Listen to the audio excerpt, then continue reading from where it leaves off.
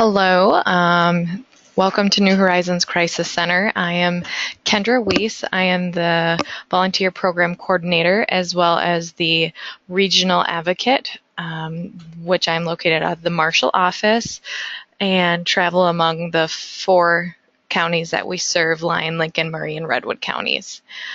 Today I will be doing the presentation on our agency overview and what we offer to our clients.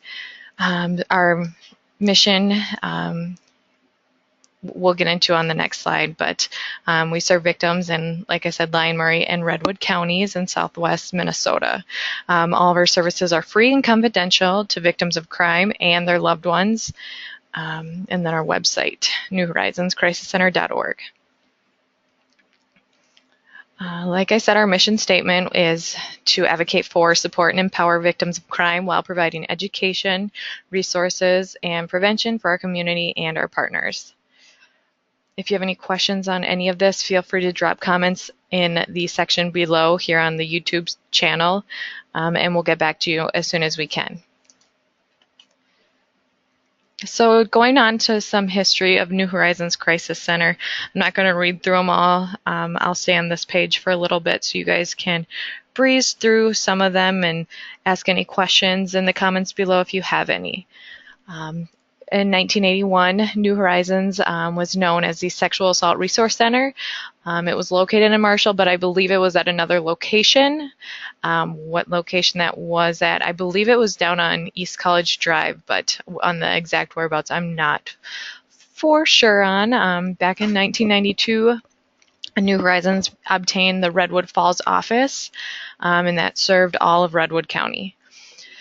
And then 1994, I guess I'll just go through them all. 1994, we are the Child Abuse and General Crime programs were added to our list of services.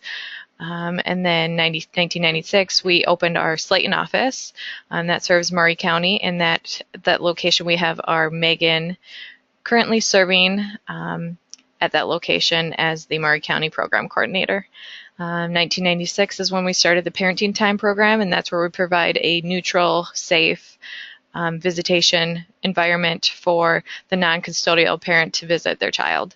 In the year of 2000, we got our SMSU office, and 2009, the Lyon County Sexual Assault SMART Team was formed. And then in 2016, Community Primary Prevention Program grant started in Redwood Falls, and so that's our CPPP program that our Redwood Fall Program Coordinator will go into schools and present on that. Our current list of staff is Carrie Buddy is our Executive Director. Christy Stevenson is our Program Director for Parenting Time. Holly Johnson, she does our Crime Victim Service Program. She's the director for that. And then Trista Link is the Lyon County Program Coordinator. Desiree Otto is the Redwood County Program Coordinator. Megan Schmidt is our Murray County and Lincoln County Program Coordinator. Brittany, she is our SMSU Program Coordinator. Kendra Weiss, that's me, Volunteer Program Coordinator and Regional Advocate. And then Pamela Russell is our Fiscal Manager. Some other members of the New Horizons Crisis Team consist of 10 to 12 or more members of the board. They represent Lincoln, Lyon, Murray, and Redwood counties. There's 6 to 10 current crisis line volunteers that staff our 24-hour crisis line, and we're always looking for more. So if you know of any friends or business partners that are wanting to do more throughout their community, give them some information on the opportunity that we have here at New Horizons to staff our crisis line. Other volunteers that we have throughout our agency help out with projects and programming out at the college, as well as community events and fundraisers that we have throughout the year. And then we have 10 parenting time monitors as well on our staff, and they are part-time staff. So into the programs that New Horizons currently offers, if you go through some of the paperwork that you have in the beginning portion of your folder that was given to you for the training, you'll see that we do general crime, sexual assault, parenting time, prevention, and professional education, as well as our SMART team. We'll get into each one of those here in the upcoming slides.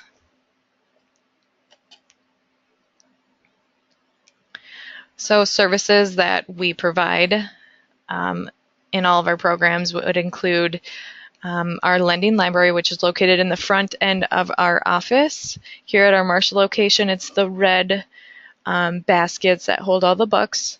We give referrals, and we have our referral book that when you are staffing the crisis line, there'll be one of those in the bag. We'll go over that later more in detail as well, but it's broken up by county and in different colors. So different sections of that will explain mental health, law enforcement, housing, food support, etc. We do individualized advocacy and support. We offer our 24-hour crisis line that is staffed by volunteers and staff, our crisis intervention and counseling, medical advocacy, legal court and law enforcement advocacy, reparations assistance, as well as restitution assistance. We can help with orders for protection as well as harassment restraining orders. So a little more into our general crime that we offer to clients. It's a program that serves people who may be victims of the following. It can be anything from arson to physical abuse. It could be stalking, forgery, theft, kidnapping, vandalism, harassment, and the list goes on. It could be anyone or their loved ones may be faced with questions or concerns. We can be that healing in a variety of different ways. Perhaps it's physically, emotionally, and spiritually.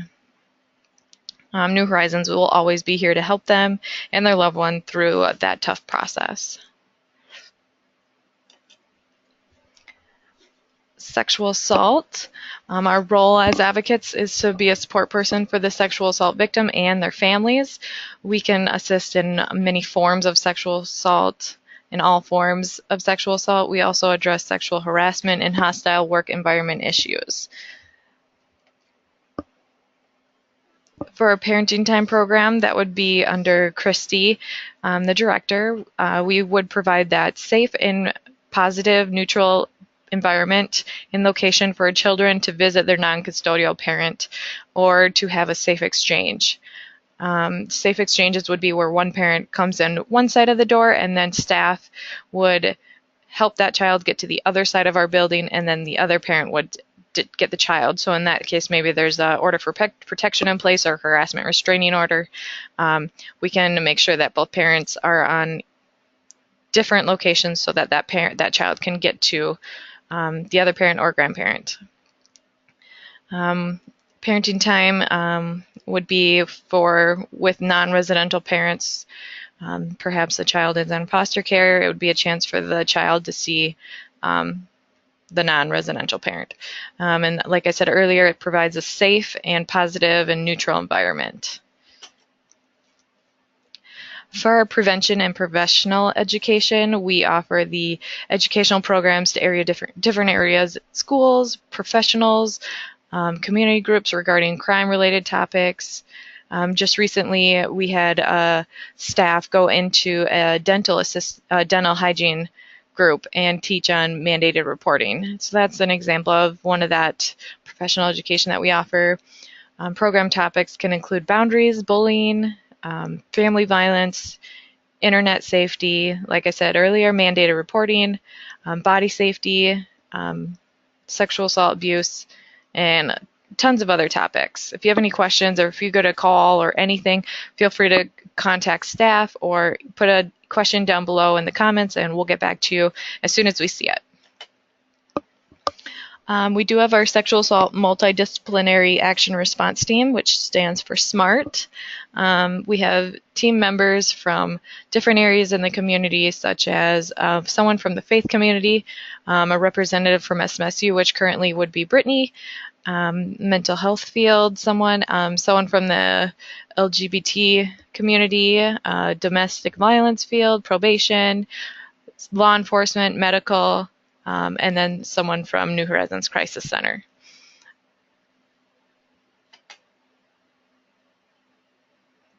For our 24-hour crisis line, it's staffed 24 hours a day, Monday through Friday between 8:30 and 4:30. It's staffed by our full-time staff members, advocates out of our offices, and then at 4:30 we roll the phones over to volunteers to staff 4:30 p.m. to 8:30 in the morning, as well as weekends from 4:30 until 8:30 Monday morning.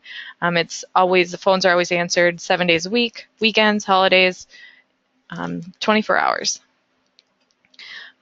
We hope to have volunteers be able to staff that because our volunteers are essential to our success here at New Horizons Crisis Center. For our individualized support, we offer victims someone to talk to, listen to their story. A lot of times they need to vent or talk through what happened, and so we'll try and be there for as much or as little as they want us to be. We always give them their options. We never tell them what to do, we just tell them what their options are, and again, we are just the listening. We really push the listening, and then to provide them with whatever support they need. For crisis intervention and counseling, we meet with crime victims to help them through what happened. We provide them their options and offer our support. So whether that be through court, we can help provide that advocacy, as well as to have them talk through what happened and then just listen again. We offer our medical advocacy. We would be the liaison between the victim and medical personnel at the medical facility. Staff will provide support during the sexual assault evidentiary exam, so referred to as the rape kit.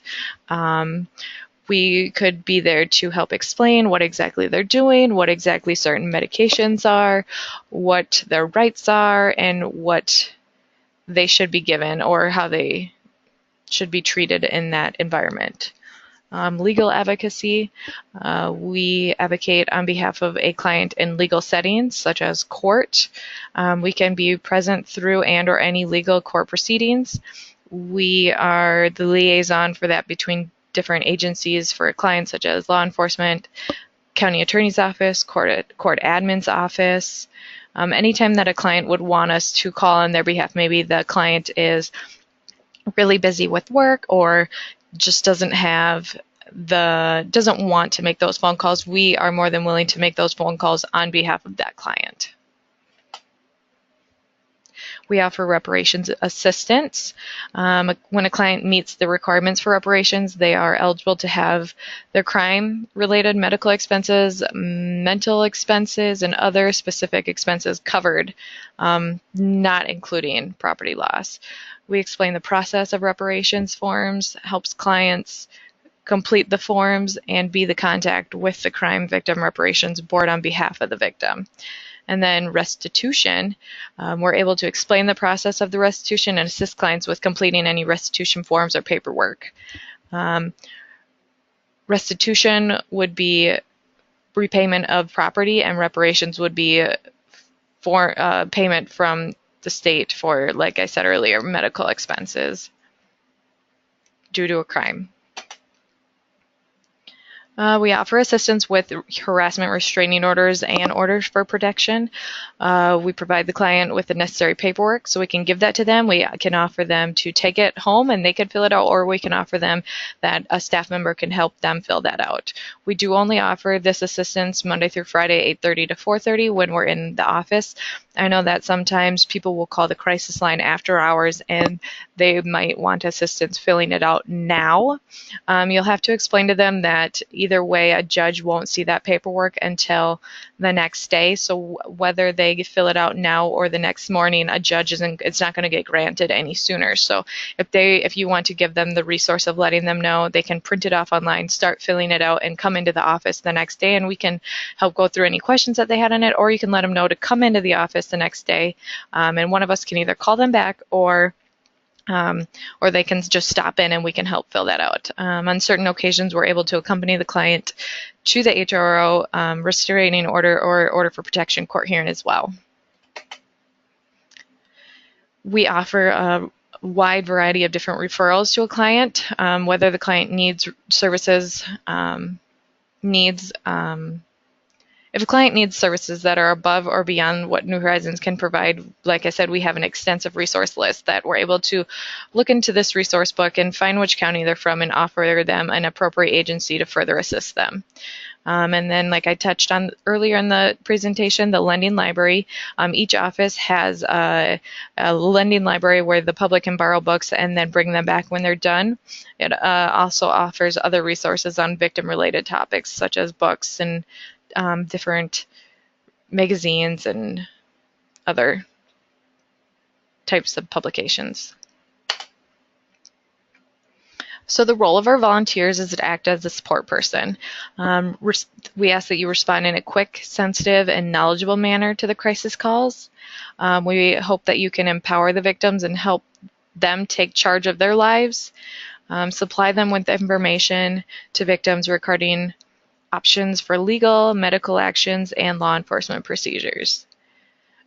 Refer victims to appropriate agencies, such as with the resource referral book that I just touched on, and then document all crisis line phone calls. So inside your phone bag that we'll go over at a later date, there is a notepad of how you document what county they're from, what time they called, who you spoke with, and then a description of what the call consisted of. And in there, you'll make that verbal report to New Horizons.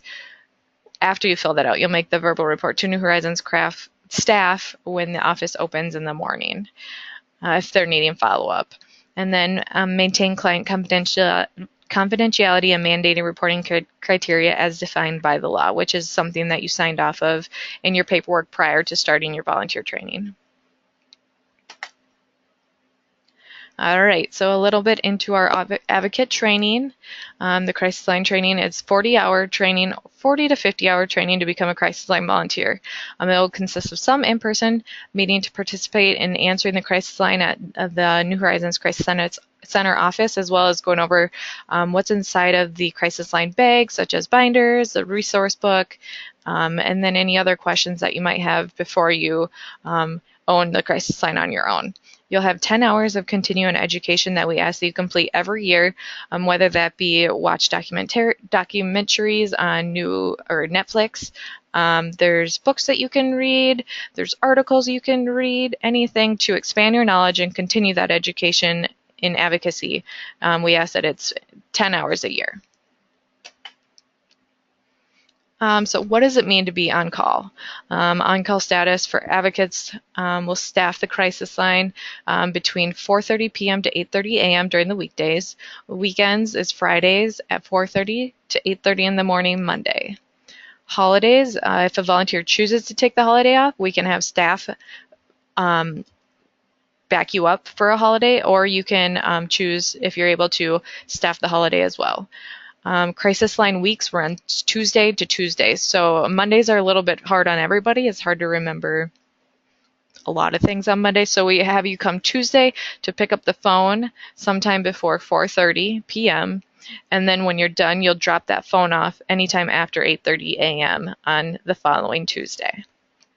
So again, if you have any questions, feel free to drop comments in the section below, and we will get back to you as soon as we see them. More off of the volunteer program. The volunteer program coordinator will email you a list of available crisis line weeks. So those emails would come from myself. I will let you know what weeks we are seeking someone to staff the crisis line. It will usually be about 4 weeks at a time, starting 2 weeks prior to that first week listed. The sooner you can email back to me on that, the better. and then I'm able to update everybody else which weeks are still available. You will inform the volunteer program coordinator, which is myself, which weeks you would like to volunteer for. If there's any time during that week, say you're pretty busy between sports, meetings, work obligations, after hours, we're more than willing to back you up during that time. So say you wanted to go to a PTA meeting after work and it was your week, just let us know prior so that we can plan, and then we'll have a staff cover for you during that time. So we actually have 2 crisis phones, so you'll shut yours off and it will end up rolling to the other phone. And then once you're available again, we'll shut the backup phone off, and then you'll turn yours on, and then you'll be able to continue covering for the rest of the night. Like I just touched on, please let us know a week prior to what times you'll need that backup. And then during your on-call week, New Horizons will provide you with a smartphone. And we'll go over that too once you're in person, going over more in person, what's included in the bag and any other questions you might have.